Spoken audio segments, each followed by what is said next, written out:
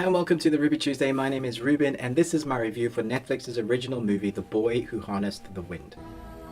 Just a quick mention that on Saturday the 2nd of March at 10 AM UK time, I'm answering all your questions about film, TV and games myself, and the Ruby Tuesday. We will be doing it live if possible, but either way, you should get your questions in now. I already have a number from Twitter and YouTube and Facebook, so if you'd like to ask us a question, or me specifically a question, I'm hoping to rope my son in to help me for that.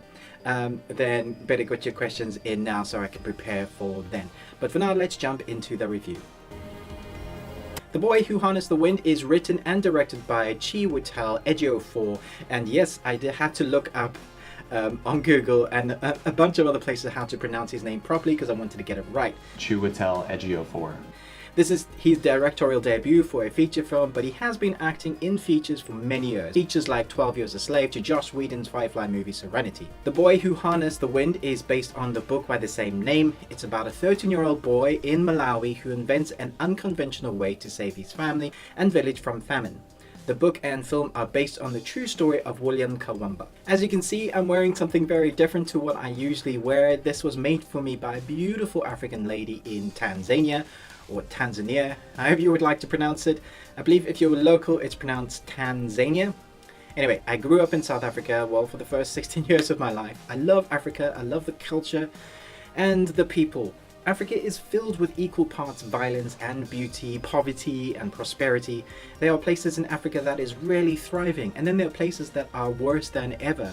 Take for example Zimbabwe. What's happening there at the moment is really scary.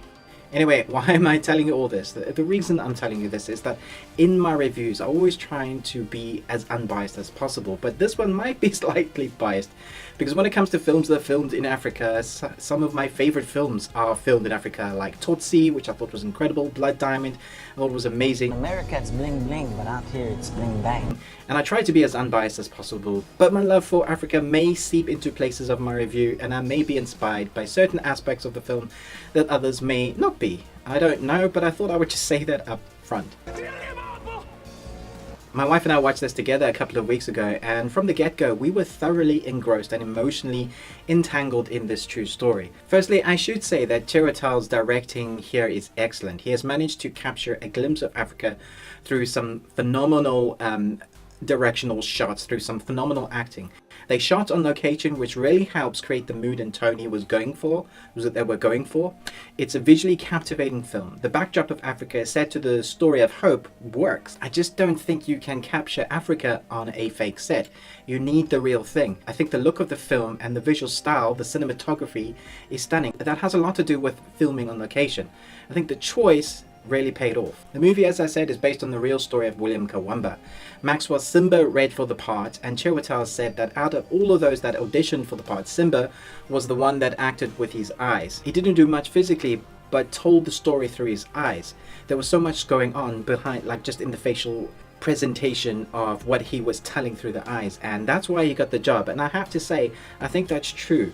I think this actor is going to go a long way. What you see him portray just in facial expressions, and not overacting, but the kind of less is more. There's so much going on in his physical expressions of his face, and just really, I don't want to say his eyes are haunted because he's really young, but there's so much story going on within his eyes. And I think they chose the perfect protagonist to play this part. There were times where I really felt that him as an actor, as a first-time actor, this is his first job as far as I'm aware in acting, and I really felt like he carried some of the scenes. I can't wait to see what else he does. The core relationship this film balances on is that of the father and son.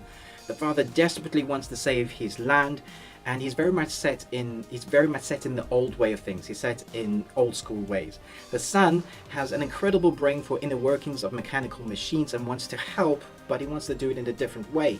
And so you get the struggle between father and son, the father who doesn't want to kind of let go of things, and the son who's kind of pushing their world into new ways, and you get this clash, and it creates a tension on screen that's really riveting to watch. The struggle between these two and their scenes are incredible.